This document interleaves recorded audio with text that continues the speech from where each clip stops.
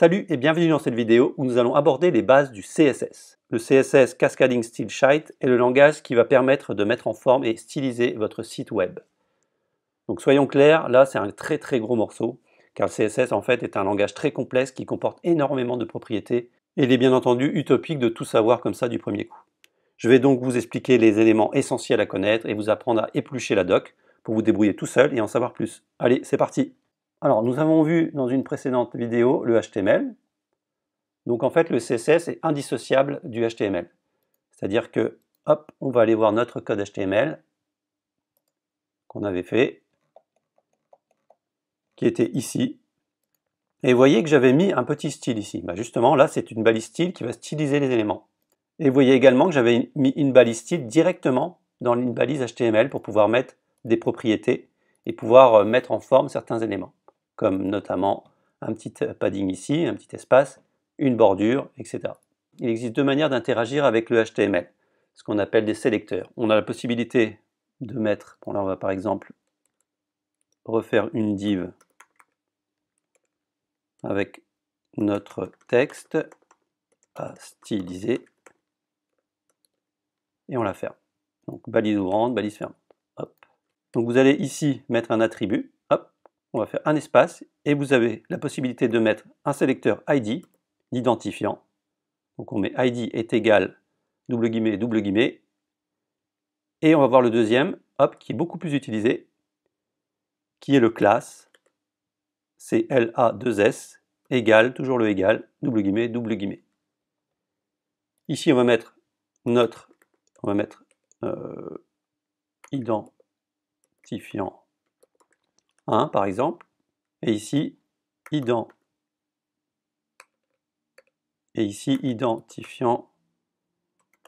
1. On peut mettre la même chose. Donc depuis quelques années, la norme c'est d'utiliser les classes. Pourquoi? Parce qu'en fait les identifiants sont plus souvent utilisés pour le JavaScript, qu'on verra dans une prochaine vidéo, et en fait on fait tout avec les classes. Parce que c'est beaucoup plus générique, on peut avoir des éléments de style sur une classe qu'on peut appeler à différents endroits. Un identifiant, lui, est unique.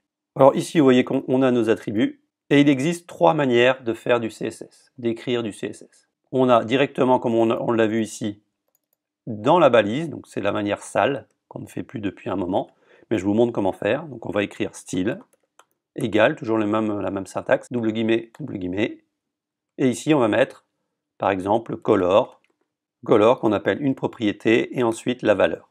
Hop. Ici on va mettre, bon, je vous l'expliquerai après, hop, une couleur, par exemple, on va mettre red, pour que ça soit plus parlant.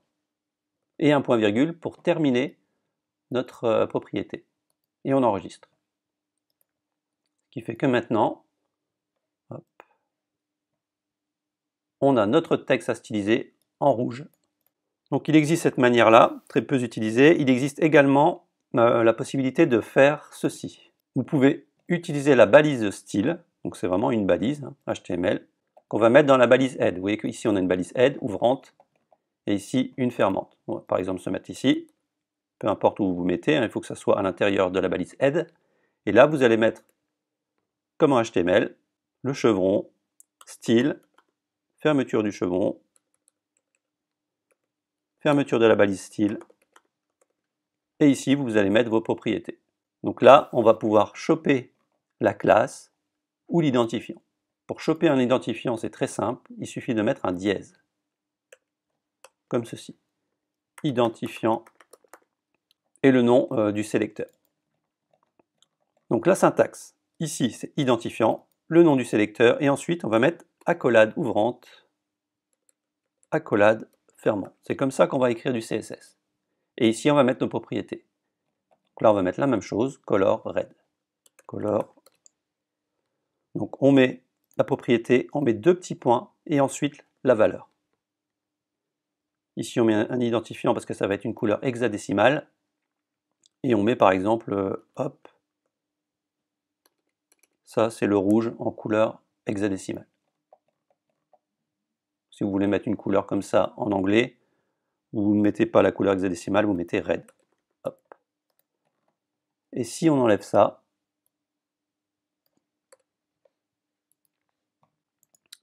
On actualise. Là, ça n'a pas fonctionné parce que identifiant 1.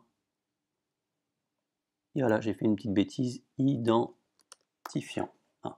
Hop. Je réactualise. On a bien notre texte en rouge. Parce que on a détecté l'identifiant qui est ici, on a mis le style sur cette balise, sur l'intégralité de la balise. Si on supprime ça, bien entendu, on peut très bien avoir l'identifiant qui est là, hein, ça pose pas de problème, mais le style ne sera pas appliqué, bien évidemment. Maintenant, le plus important, c'est les classes. Donc vous allez essentiellement voir des classes. Alors, les classes, c'est très simple. Vous allez mettre ici un point. Une classe va être appelée en CSS par un point. Point identifiant. Classe, c'est le point, ici, identifiant. Et on enregistre. On peut constater qu'ici, on a notre texte à styliser en rouge. Et vu que c'est une classe, on peut le répéter plusieurs fois. On peut faire ici, reprendre tout ça et le mettre sur notre... Hop. Et le mettre sur notre H1. Et on a bien notre titre en rouge. Donc là, on a vu la deuxième solution, le style à l'intérieur de la balise head, mais la meilleure solution, c'est justement ce que vous avez dans votre thème, c'est l'appel avec un fichier externe. Donc ça se passe dans Asset. Vous allez voir qu'ici, vous avez un thème point, ici, scss.liquide, ou css.liquide, ou tout simplement CSS ou SCSS sans le liquide. Je vous expliquerai pourquoi il y a un liquide dans une prochaine vidéo. Donc là, on va l'ouvrir. On va se mettre tout en bas pour faire nos tests. Et vous pouvez déjà constater qu'ici, on a des points, donc des classes, qui sont appelées avec des attributs ici à l'intérieur. Nous, on va se mettre là.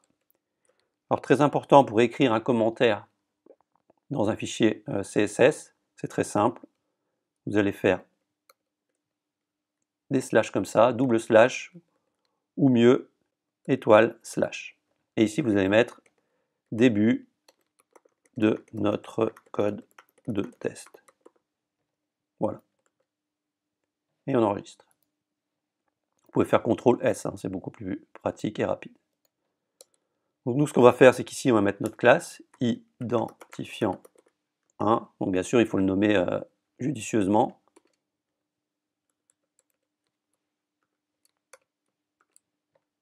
Par exemple, ici, red. Et là, on passe la propriété color, 2 points, et on va mettre red. Ça, c'est un élément que vous allez pouvoir réutiliser. Cette fois-ci, on va virer tout ça. Hop. On va remplacer notre classe par red, et ici aussi par red. Et vous allez voir que ça n'a rien changé du tout, on a toujours notre style appliqué. Donc ça, c'est la bonne pratique. Toujours externaliser vos fichiers CSS. Donc là, pourquoi il y a un S devant le CSS? Parce que c'est un préprocesseur. Donc là, je ne vais pas vous embrouiller, mais on verra ça à la fin de la vidéo ou de la prochaine vidéo. C'est un préprocesseur CSS qui permet de rajouter des variables. Vous voyez qu'en fait, tout en haut, ici, on a des variables ici. Et là aussi, ça permet en fait de récupérer des informations que vous avez mises dans votre thème pour la couleur du texte, la couleur du body, etc. etc. Donc je ne vais pas vous embrouiller, on verra ça plus tard. On va maintenant voir les différentes propriétés du langage CSS. Donc je vous mettrai dans la description CSS doc, les différents liens dont vous avez besoin, notamment le célèbre et fameux W3 School. Et en fait ici vous avez tout. Vous avez toute la documentation qui est ici, et donc moi je vais vous montrer vraiment l'essentiel. Je vais remettre identifiant 1. Je vais virer ça, hop. Et ici je vais travailler sur cet élément-là.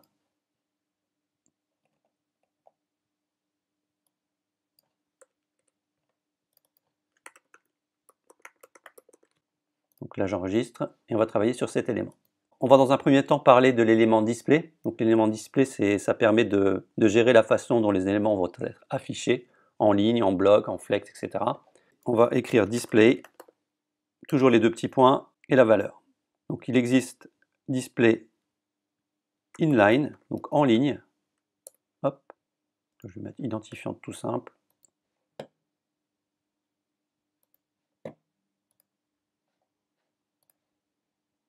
et je vais en mettre 2, que je vais appeler bloc 1,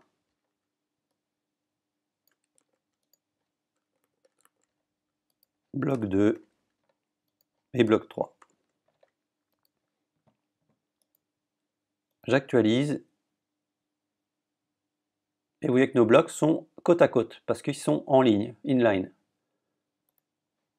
Il existe également la propriété inline block, donc ça va se comporter comme des éléments en ligne, mais ils seront de type bloc.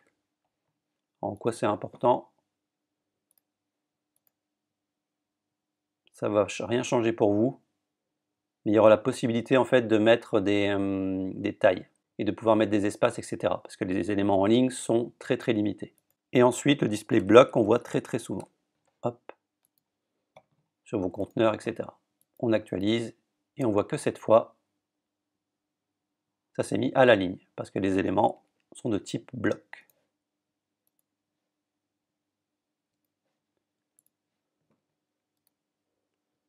Alors il existe aussi différents éléments comme table, flex, etc. Mais c'est un peu trop compliqué. Le flex est très très utilisé maintenant, mais ça va un petit peu vous perdre si je fais ça.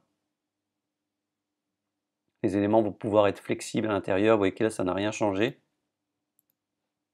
Mais tout ce qui va se passer à l'intérieur de cette balise-là va interagir différemment. Donc nous on va rester sur le bloc. Si jamais vous voulez vous renseigner sur le flex, vous pouvez regarder la doc officielle. Et j'essaierai de voir dans la vidéo si je peux vous montrer un exemple concret.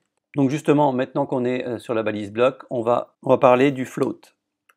Hop, float, comme ceci, 2 points, et là il y a left. Donc vous voyez que c'est des blocs, mais si je mets floatless, ils vont aller se coller l'un à côté de l'autre. Hop, comme ceci. Mais attention, ils se collent, ils se collent, ils se collent, donc là, il attend que quelque chose se colle. Donc là, le break ne se fait plus, et votre balise ici va se mettre ici. Donc il faut faire très très attention.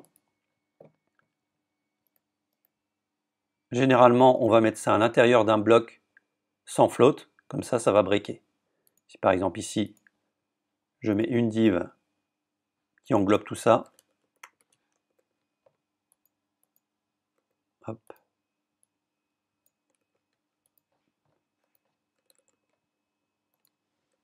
Donc je vous recommande de faire des belles indentations comme ça, hop, comme ça on se repère comme il faut. C'est une bonne pratique. On actualise. Ici on va l'appeler classe égale conteneur. Et dans ce conteneur là, donc la classe conteneur qui va être un display block. Donc pour pouvoir justement nettoyer un petit peu tout ça, on va mettre un overflow hidden. Et on enregistre.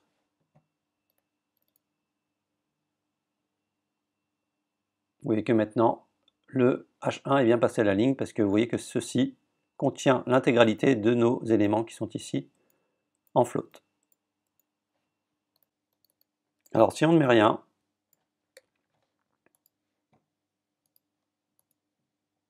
les divs sont automatiquement en display block. Hop, vous voyez qu'ils sont là. Et vous voyez qu'ici c'est marqué bloc. C'est leur propriété initiale. On va maintenant voir la propriété de taille, ce qu'on appelle width, 2 points. Et on va mettre par exemple, on a la possibilité de mettre en pixels, 100 pixels, et par exemple 8, donc une hauteur de 100 pixels. Et on enregistre. Qu'est-ce qui va se passer? C'est que nos blocs vont avoir une largeur et une hauteur.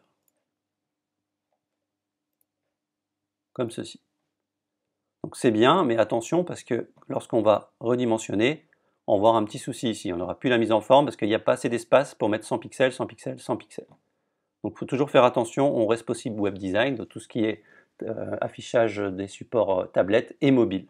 Mais ça, on verra comment traiter ça à la fin de la vidéo. On a également la possibilité de mettre ça en pourcentage, donc 33%.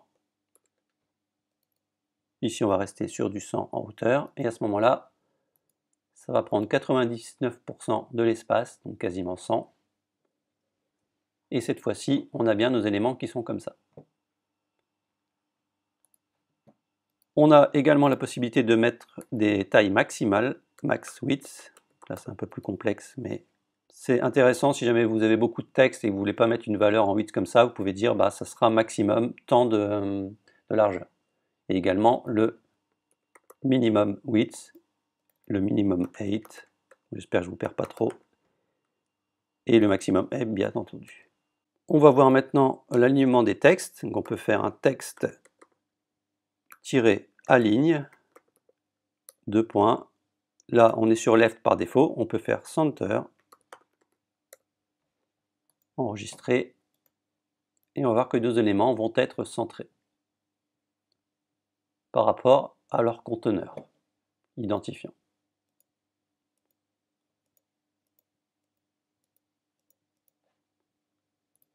Et on peut faire text align right. Hop. Et ils seront tous alignés à droite. Si jamais vous voulez faire des éléments différents, c'est très simple. Ça, c'est un identifiant. Vous allez rester sur du rien du tout. Hop. Ça, c'est un identifiant qui est commun à nos 3 box qui sont ici. Et si vous voulez, vous pouvez rajouter une autre classe à l'intérieur. Là, on fait un espace. On met identifiant bloc, par exemple, bloc 1. Ou alors bloc left, bloc. Pour la nomenclature, il faut toujours remettre un élément et un petit tiret comme ça et un autre élément. C'est beaucoup plus lisible. Alors certains mettent des choses comme ça, underscore, mais moi j'aime pas trop. En général, il vaut mieux. En général, la bonne pratique, ça va être comme ça. Bloc center, et ici bloc right. Donc qu'est-ce qui va se passer? Les 3 vont avoir le comportement de la classe identifiant, mais on va pouvoir reprendre la main sur les placements des textes avec un autre identifiant bien spécifique à chaque conteneur. Ce qui fait que maintenant, on peut les sélectionner. Bloc left,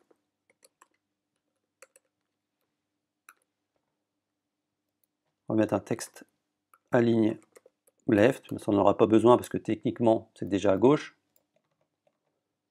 Mais bon, c'est pour l'exemple. Là on va mettre hop, hop, center, et ici right.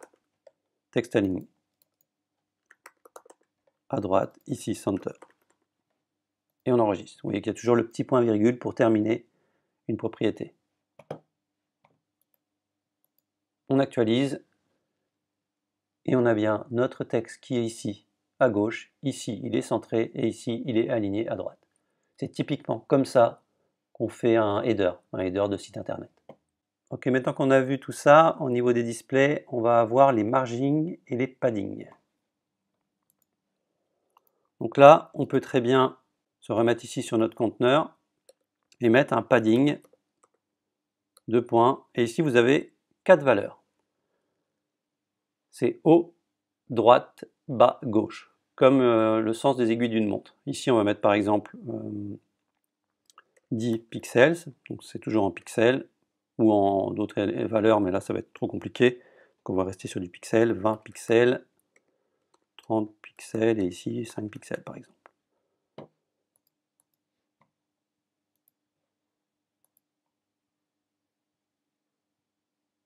Donc vous voyez qu'ici, le conteneur, hop, on va prendre cet élément-là. Vous voyez qu'ici, il y a des espaces, la couleur un petit peu bizarre, là, hop, sorte d'orange, hop. Vous voyez qu'en bas, on a 30 pixels, à gauche, on n'a que 5, en haut, on en a 10, donc 10 en haut, à droite 20, en bas 30 et à gauche 5.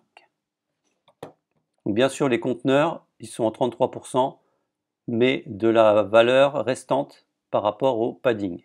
Donc ici, ça a poussé, ici l'élément est comme ça, vont être à l'intérieur du padding. Et on a également le margin. Par exemple, on va mettre 50 pixels, 8 pixels, 8 pixels et 60 pixels pour voir la différence. Donc pour essayer de voir bien les éléments, je vais vous montrer une autre valeur, border, 2 points. Ici, on va mettre par exemple 3 pixels, donc c'est la valeur, c'est la taille de la bordure. Donc c'est une balise de type solide qui est pleine, et ensuite la couleur, qui va être par exemple un degré de noir, la couleur hexadécimale. Donc pour les couleurs hexadécimales, je vous invite à taper hexadécimal color, générateur par exemple. Vous allez aller là-dessus, non, celui-là il est moche, sur ça, et ici vous pouvez choisir votre couleur, et ça va être la valeur qui est ici. Donc le dièse pour dire que c'est une valeur hexadécimale, et la valeur. Donc j'actualise, et on peut voir maintenant que j'ai notre bloc qui est ici. Donc il a été poussé en marge extérieure de 50 en haut, 8 ici à droite, 8 en bas et 60 à gauche.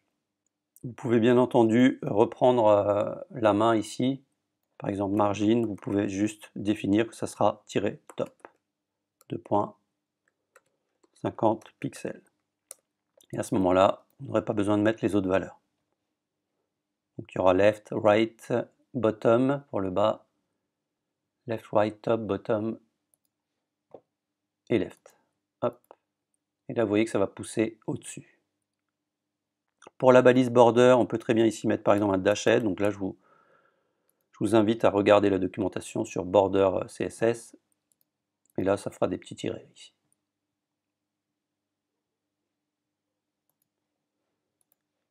Vous voyez que notre padding est toujours là. Hop, ici à l'intérieur.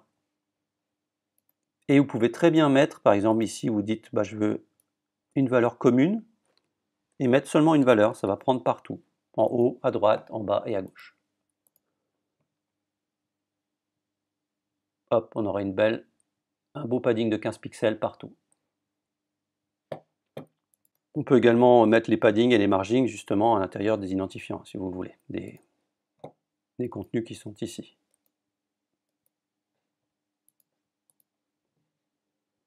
Alors maintenant qu'on a vu un petit peu tout ça, on va parler de tout ce qui est font, donc les font family, donc les polices différentes, la taille, le style, etc. Donc on va se mettre ici par exemple, et on va parler de la fonte, donc typographie size. 2 points, et on va par exemple mettre 21 pixels. Qu'est-ce qui va se passer? Ça veut dire que tous les textes qui vont être à l'intérieur de ce conteneur vont être en 21 pixels. Vous voyez, un système d'héritage. Là, c'est le parent. Et tant qu'on n'aura pas défini une autre valeur chez les enfants, c'est toujours le parent qui sera le prioritaire.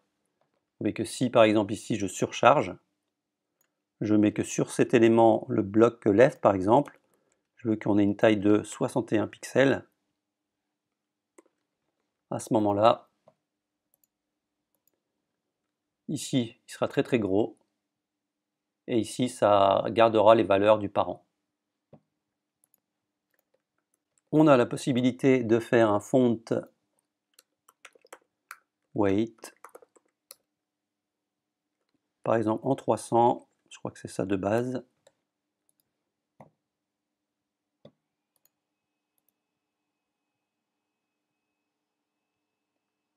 Et vous voyez, il n'y a pas de changement. Ça va être la graisse en fait de la typographie.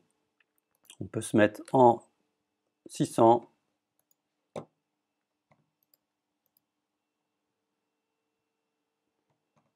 C'est un peu plus gras et on peut aller jusqu'à 700. En fait, ça va de 100 à 900, mais ça dépend des typographies.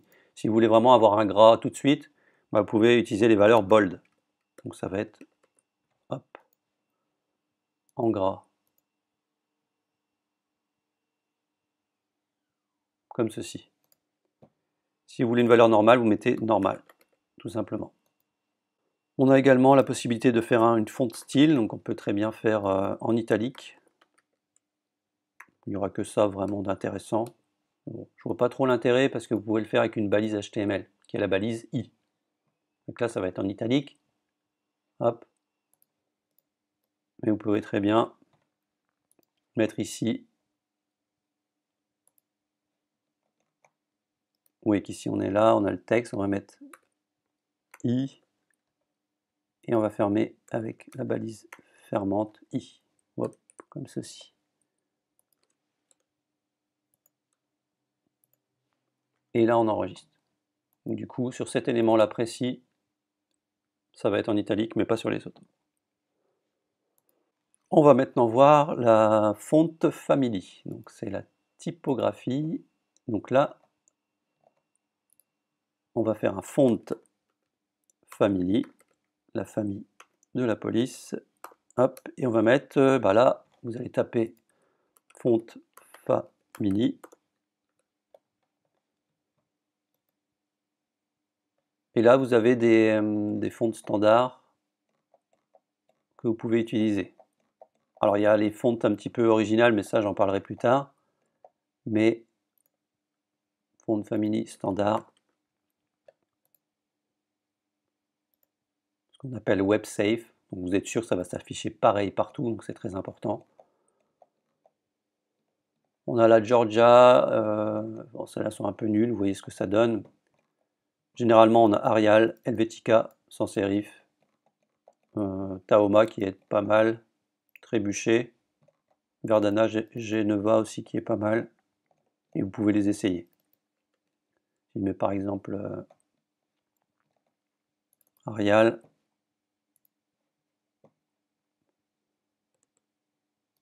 Bon, généralement, on les met comme ça. Hop, pour pouvoir en enchaîner, vous pouvez en mettre plusieurs au cas où il y en a une qui ne serait pas compatible. Là, vous allez enchaîner avec des virgules. Donc, vous voyez que là, la typo a changé. Et en fait, sur le thème de base, vous pouvez aller voir ici. Donc là, j'ai ouvert la console. Hein, c'est toujours dans Afficher, outils pour les développeurs, outils de développement. Vous allez sélectionner ici un élément. Et en fait, là, ça va être l'élément terminal. Et ensuite, ça va être les parents. Donc là, la balise truc, on est sur du Helvetica sur le thème début. On peut mettre par exemple, on va voir bien la différence, ça, Comic Sans là. Je vous le déconseille parce qu'elle est bien moche. Hop, on met ça ici.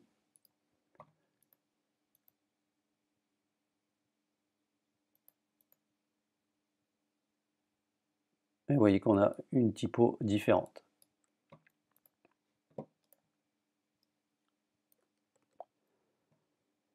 Alors bien entendu, je vous ai parlé ici des classes, mais il existe... alors bien entendu, je vous ai parlé ici des classes, mais il existe aussi des balises natives, comme les balises par exemple H1, qui sont ici, donc qui n'ont pas de style, c'est des balises vraiment qui sont HTML natives. Là, vous pouvez également reprendre la main sur le CSS, et c'est tout bête. Vous n'avez pas besoin de mettre de points, parce que ce n'est pas une classe, mais vous pouvez directement aller choper le sélecteur, qui est le H1, tout simplement. Vous mettez rien avant, et vous faites ça. Toujours le même principe. Petite indentation sympa. Et là, vous mettez le font family Comic Sans sur la balise H1, tout simplement.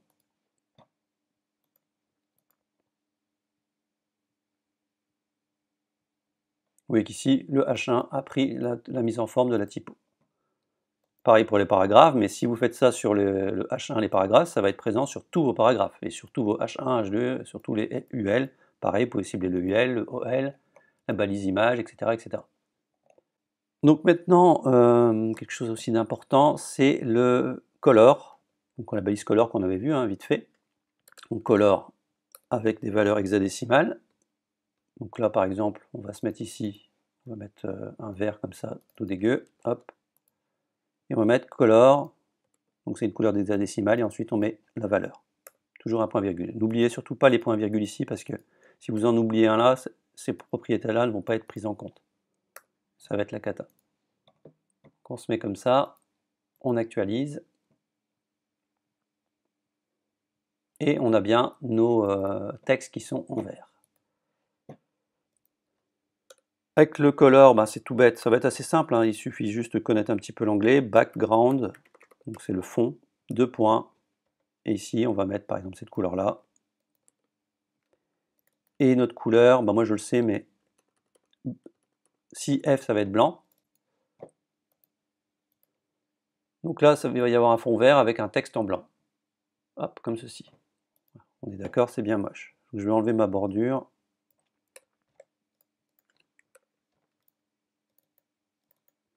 On va rester ici sur du noir, comme ceci.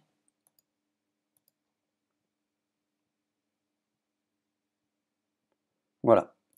On peut bien entendu reprendre la main sur les identifiants. On va pouvoir mettre par exemple un background différent ici, un background de... Hop. On peut très bien faire un raccourci, hein, quand on a les mêmes valeurs, laisser que 3 éléments, comme ceci.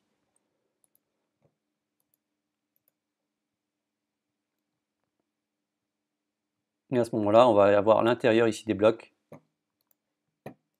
comme ça. Donc là, du coup, je peux mettre par exemple un margin left de 1% et un margin right de 1%. Alors là, vous allez voir, attention, ça va péter. Alors pourquoi ça pète? Parce qu'ici, on a 33%, 33%, 33% et 1% de chaque côté. Donc on n'est plus dans notre 99% de l'espace. Donc là, il faut toujours faire attention, à partir du moment où vous allez pousser l'élément, il va falloir recalculer. Donc là, on a 2%, ici on va se mettre à 31%.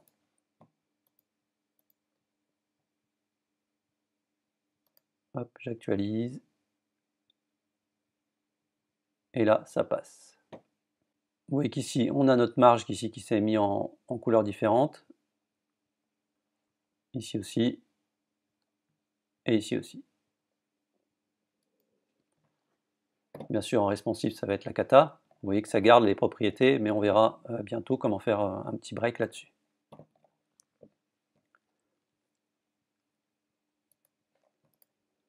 Si on veut reprendre par exemple la main sur un des blocs, on va prendre le bloc left ici, hop, on va mettre ça là, et ici on va mettre un, je sais pas, une couleur un petit peu différente, un degré de gris. Et celui-là va être modifié. Bon, bien sûr, ici on peut mettre des paddings, hein, pour que ça soit plus sympa.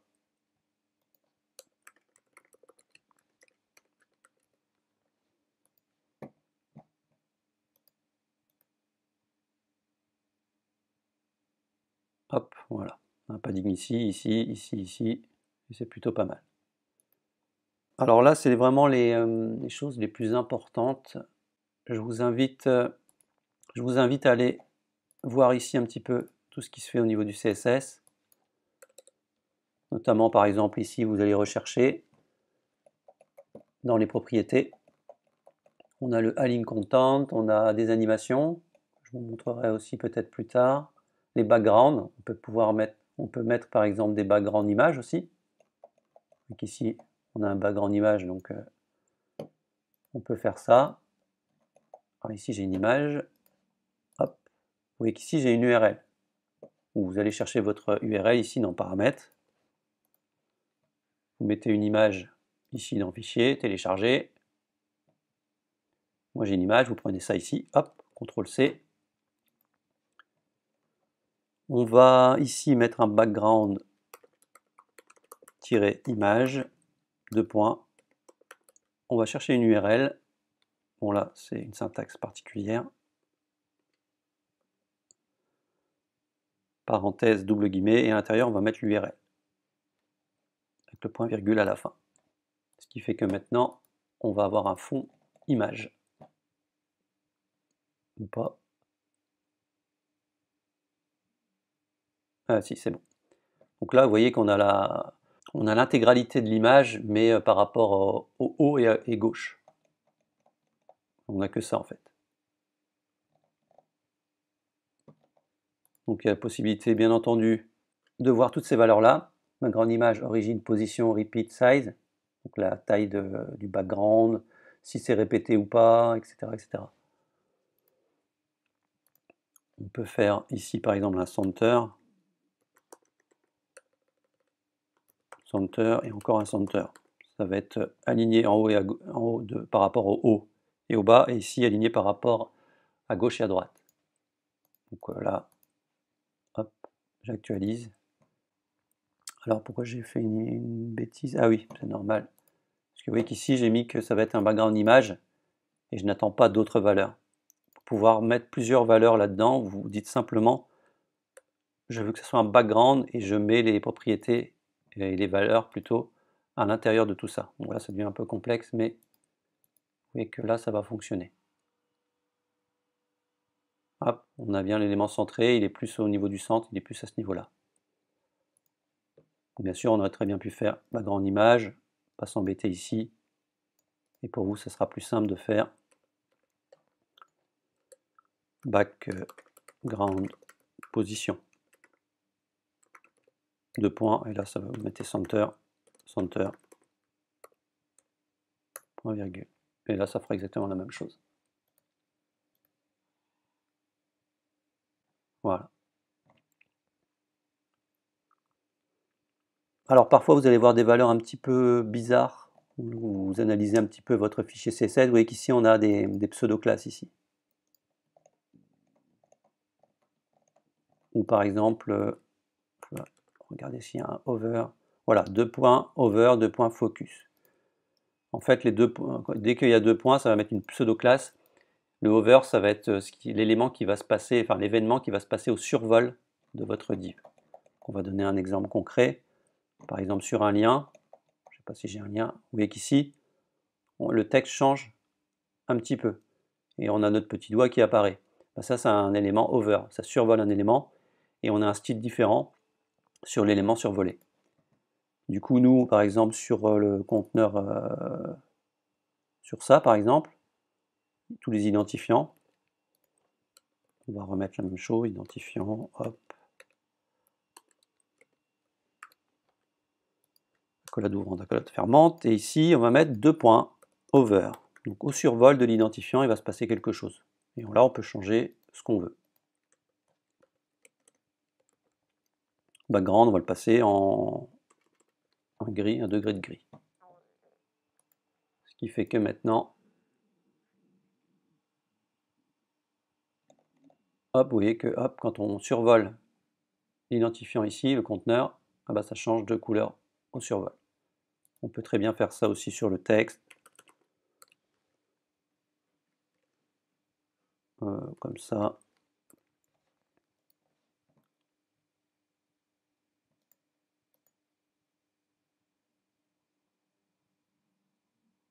Hop, vous voyez que le texte change aussi. Il y a d'autres pseudo-classes, mais ça va être un peu compliqué. Ils ne sont pas spécialement vraiment utiles à votre niveau.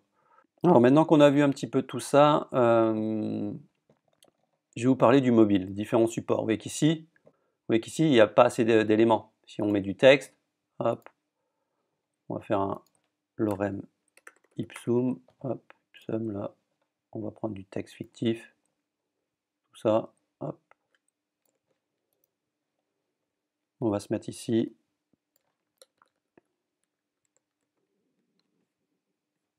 Ça va être un paragraphe.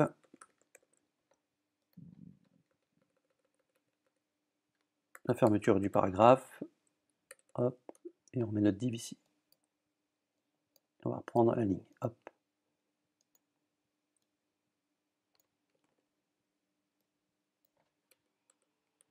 Hop. Hop. On enregistre. Vous voyez qu'ici, si on a beaucoup de texte, bah, c'est vite la cata. Alors pourquoi ici ça dépasse? Vous voyez qu'ici le conteneur est figé. C'est très bien qu'on ait ça. Vous voyez qu'ici il y a une hauteur, c'est très mauvais de mettre une hauteur pour le responsive web design. Parce qu'avec vos différents supports, vous allez être limité. Donc ce qu'on peut faire, c'est mettre un min 8, ce qui fait qu'on donne cette valeur-là minimale. Mais si jamais il y a plus d'éléments, ça va le pousser. Donc vraiment, rappelez-vous, très très mauvais de mettre une hauteur.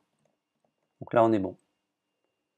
Tiens, c'est rigolo parce que je dois avoir la même couleur du texte quand il n'est pas là. Je vais enlever mon hover. Hop.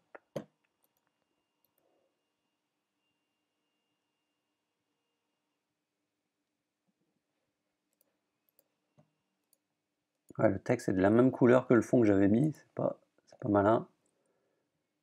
J'avais mis le fond ici, je vais l'enlever. Et ici aussi.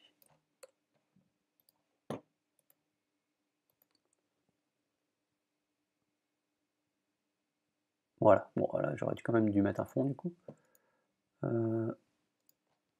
Background.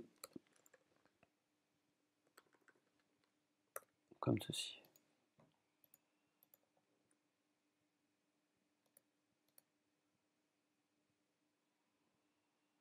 Voilà.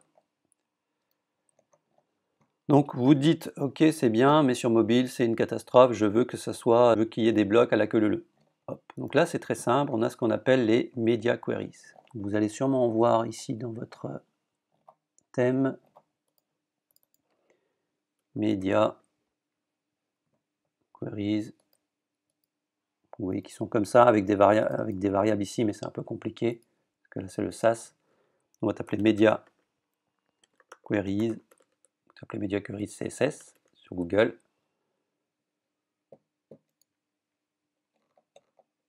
Et vous allez voir ici, par exemple, ça, on va prendre ça, hop. Je vais vous expliquer ce que c'est. Et vous allez vous mettre tout en bas. Et vous allez coller ça. Donc il y a l'arrobase, média, le type d'écran et la valeur en fait. Donc il existe la possibilité de mettre à partir d'un minimal et à partir d'un maximal. Ça veut dire que là, typiquement, on dit pour les écrans, les types de support avec une taille maximale de 992 pixels, on va faire quelque chose de particulier.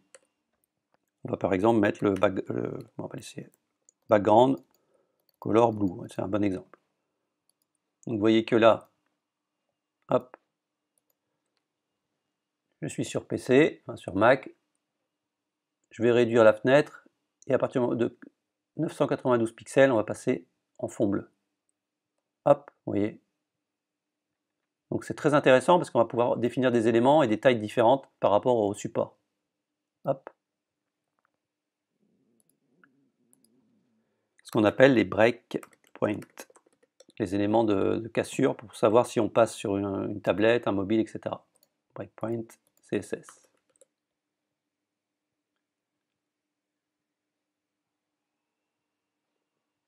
Et ce qui est intéressant, c'est qu'on peut regarder sur Bootstrap qui fait les choses bien. Et vous voyez que lui, il met des valeurs comme ça. Alors pourquoi ils mettent des mines? Parce qu'on part du principe qu'on est en mobile first. Le mobile first, ça veut dire qu'on privilégie d'abord l'affichage mobile et ensuite on fait des choses différentes pour les types de supports plus élevés. Donc c'est bien, c'est ce qu'il faut faire, c'est des bonnes pratiques, mais c'est pas forcément évident. Parce que là, typiquement, nous, on a défini cette taille-là pour tous les supports, mais on veut pouvoir hacker seulement pour mobile. Donc là, c'est à vous de voir, mais c'est beaucoup plus compliqué de faire ça qu'une autre méthode. Mais là, c'est vraiment la méthode actuelle. Donc là, on va définir que si on est par exemple en 480, qu'on est forcément sur mobile, eh ben notre identifiant ici, on surcharge la chose et on dit qu'il ne fera plus une largeur de 31, mais bien 100%, et il n'y aura plus de marge lève 0, mais vous voyez qu'ici on surcharge. Donc on remet des éléments, on remet des valeurs, c'est pas très bon, mais je vais vous expliquer comment faire pour ne pas faire ce genre de choses. Donc là on est comme ça, et vous voyez qu'à partir d'un moment donné, hop, alors là je ne suis pas arrivé, je vais me mettre sur mobile, plaque. Vous voyez qu'ici, hop, ça break. On prend 100%. Bien sûr c'est collé, donc on peut très bien dire ici, bah, je veux une marge. Donc là on lui dit, hop, j'enlève tout ça, je vais mettre margin, je veux que ce soit 0 hein, partout, les 4 valeurs, mais haut, droite, bas. En bas, je veux que ce soit par exemple 15 pixels. À ce moment-là, ça va pousser l'élément. Voilà, ça pousse ici, une petite marge en bas. Donc là, c'est sympa. Mais il existe une autre méthode qu'on appelle le mobile first, qui permet de dire qu'on met des valeurs d'abord pour mobile et ensuite des valeurs pour les éléments plus hauts. Donc là, on va faire ici un min à partir de, par exemple, je ne sais pas, 600 pixels. Eh bien, les identifiants vont avoir tout simplement un flottement à gauche, une taille de 31 et une margine comme ça de... Hop, comme ça, comme ça, en fait, on ne surcharge pas notre CSS et on met des attributs seulement selon le support que l'on veut. Notre padding, on va le remettre ici. Donc du coup, ça, c'est global, ça sera sur mobile, tablette, desktop, etc. Et ça sera à partir du moment où on va dépasser une certaine valeur, une certaine largeur d'écran. On enregistre et on actualise. Donc là, ça ne va rien changer pour vous. On reste toujours sur quelque chose comme ça. Juste la marge là que j'ai oublié. Mais lorsqu'on va commencer à arriver sur des écrans plus importants, ah ben on reste en colonne 33%. Hop, vous voyez que là ça pète parce qu'on est arrivé à 400, à 600. Regarde, 600 pixels, pardon, hop, et ça break. Alors ce qui est aussi intéressant, c'est qu'on va pouvoir dupliquer ça, hop, et mettre différentes valeurs, comme on l'explique un petit peu dans Bootstrap. Hop. C'est qu'on dit, bah, par rapport à ça, on va faire 480, non, à partir de 600, on va se mettre sur du 49%, donc 48%, et à partir de 900, par exemple, on va se mettre à 31%, tout simplement.